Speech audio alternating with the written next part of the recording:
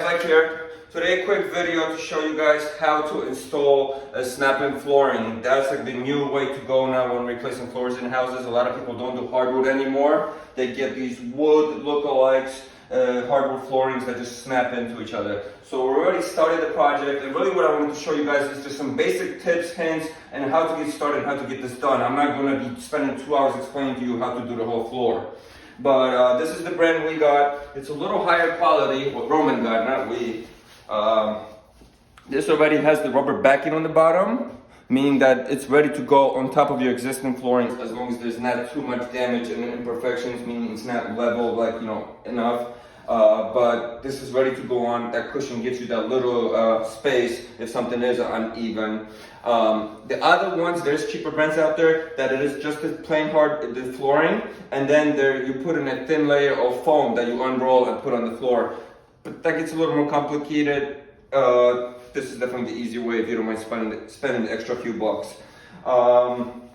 Just to show you guys, this is what I'm talking about. There's little ridges on here that basically snap into each other, and that's how this is done.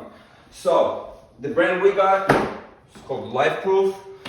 Supposedly it's 100% LifeProof, zero worries. They're all waterproof. They're all basically will last you longer than you probably need. But this is supposed to be better quality.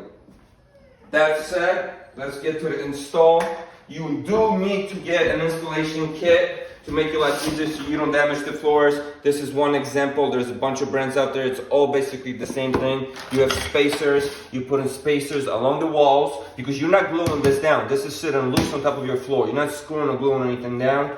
These spacers have all different sizes depending on how much spacing you need to be away from the wall. You want to be at least 1/4 inch to 3/8 away from the wall. This is to allow for expansion. Then what else comes in the kit? The dead hammer, basically it's like a rubber tip hammer. This is to finish in the floor, which I'll show you guys in a minute.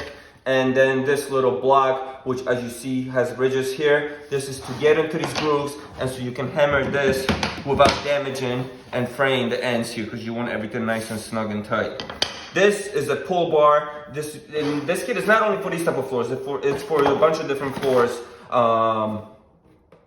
And this is, when you finish an end, you basically grab this, you hit here, or the other way, depending on the flooring, to pull the floor downwards if something didn't snap in all the way. But that's the kit you need. Now, first tip, you want to start from the edge. You're going to be cutting off this lip here. You technically don't need to because that's going to be covered by molding most likely, but they recommend cutting this lip off. That goes against the wall 1/4 inch away. You want this extended lip facing you, and this lip to your right, as that's where you're going to be snapping in the next tiles. So the way we started here, we started from the top left here, and we worked our way down. We created our first row, then we do the second row, third, and so on. And that's why you see the staggered effect while we have the tiles over here. Oh, right here. Yeah, that's why we have the staggered effect going all this way, because we have to finish each row to the end to start the next one. That's why I can't go anymore until I finish this one, then I can add this, and so on. So I'm just going to show you guys how to actually install a couple so you don't damage them and waste money when you do this. So this kit also came, there's I think what, 4 or 5 sizes? 5 different sizes. So we have the full length beams, like these 3/4, probably half, and minis and so on. This is so it helps you avoid that much cutting, and just to give it a more authentic looking wooden floor. Most kits do only come, a lot of brands only come with one long piece design, that's it, and you cut in everything to size yourself as you need. So you cannot have every single beam design. So, just like doing tiling and anything else, you want to make sure they overlap so the edges are covered. So, if you were doing the full-size ones, you want to be at least in the middle or halfway through, whatever. With these little pieces, what it allows us to do is make everything off-center already. So, next I'll be going this one, then I'll probably put a long one, and then here, and so on. But if you do need to cut this, all you need is your utility blade. You take a square, cut a line, and it just breaks. You can also use a saw, circular saw at slow speed. Just if you cut with a circular saw, make sure wooden saw, cut from this edge so you don't fray the ends. Or with a reciprocal saw, and so on and so on. But like I said, you can just use a regular utility blade. So snapping it in, I'll show you guys right now. You want to be about a 35, 45 degree angle. And this lip, you want to get into, there's a little groove here. So we're going to get that in there. You want to make sure it's all in there. So as you see, if it's sticking out like this is not good. I'm all the way in here. I want to be all the way in here. So lift it so it's all flush. Then I just push it down. And that's it. That's really your first style. You are in. For this long one, it's going to be a little tougher because now we're doing this and this together. So same idea. If you have help, use help. I want to make sure I'm in everywhere. Right now this looks good, but if I was sticking out a little bit here like this and this is in, no good, because if you snap now, you see the space. If you have a space like this is no good. Your next tiles will not snap in, nothing will line up, and your whole floor will be ruined. So make sure it's all the way in. I drop it right here. If you come back here, Roma. And now, if you guys look here, I want to be flush here. And as you see, this is sticking out. So now I'll give it a little push. And now with your rubber hammer, if you don't have a rubber hammer, get a 2x4, put a 2x4 and tap that. Because you will damage this floor with regular hammer. Snapped in. That's it. If you guys do see anything kind of coming out, but let's say you already did a couple pieces down there and you can't remove this, that's what this is for. Make sure you get the edge with these little lines here. If you line this up here, you see it protects the edge from getting damaged. You go like this, tap, tap, that's it. You don't want to hit this too hard either, because if you're going to hit it hard, you will fray the edging, and you will have like exposed, destroyed wood here. So definitely avoid that. But that's it for this. Now we can move on to our next piece. We're going to do a little one here. So very easy, same idea. I'm going to go on an angle. 45 degree angle, drop it down. That's it. You can put your spacers here. Remember to leave the space. You want to allow for expansion. So I'm going to throw these spacers in there in a minute. And then I can go with the next piece. We'll probably go with this medium now just to keep this all mixed up and give it a unique look. So same idea. Snap it in, line it up here. Let's say I didn't get this all the way in, but I already have this. That's what this is for, like I mentioned. But at the same time, you would only do this for the ends because you will damage this lip. So usually at the end, this is cut off. You pulling this, pulling it through to tighten up the whole floor. But I'm good here. Give it a little tap. And that's it, guys. So we're gonna keep working on this. I'll see if I have any other tips to show you. And we'll show you guys the progress as we go.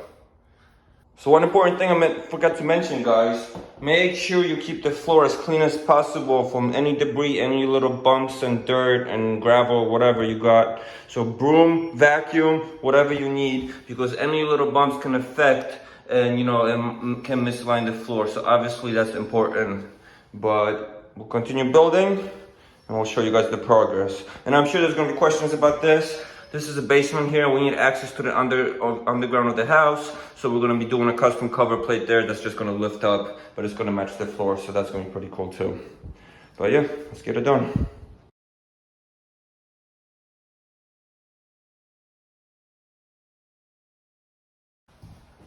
So as you guys can see, we're making good progress. I wanna show you guys a quick example on using the pull bar. So let's say we're working in this aisle here, and we have a little space all the way here, or all the way here, whatever, right? We need to push this piece all the way back in. The only solution technically will be removing all the stuff we put down to get to it and redo it. That's where the pull bar comes in. All you do is go to the edge of the wall.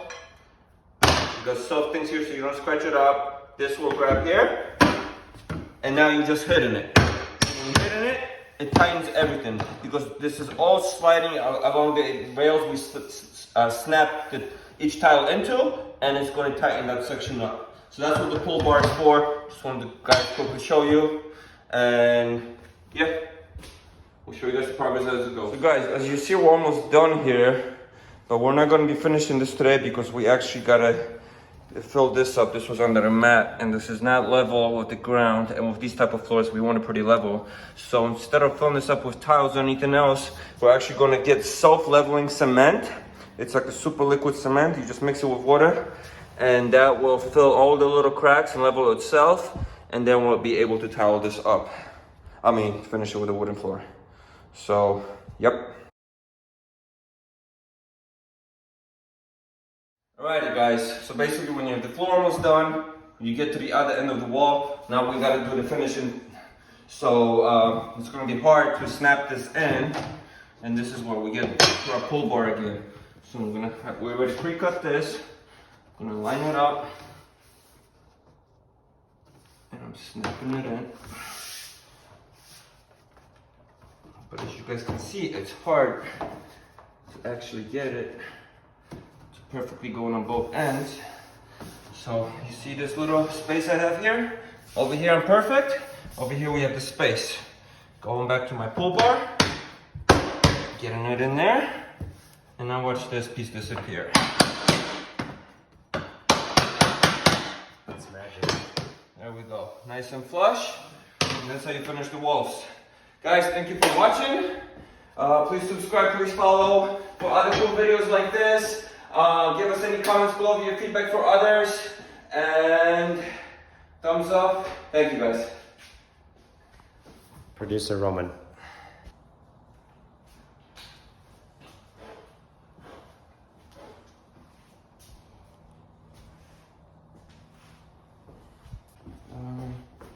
This is behind the scenes. Oh, we're going, right? We're going, but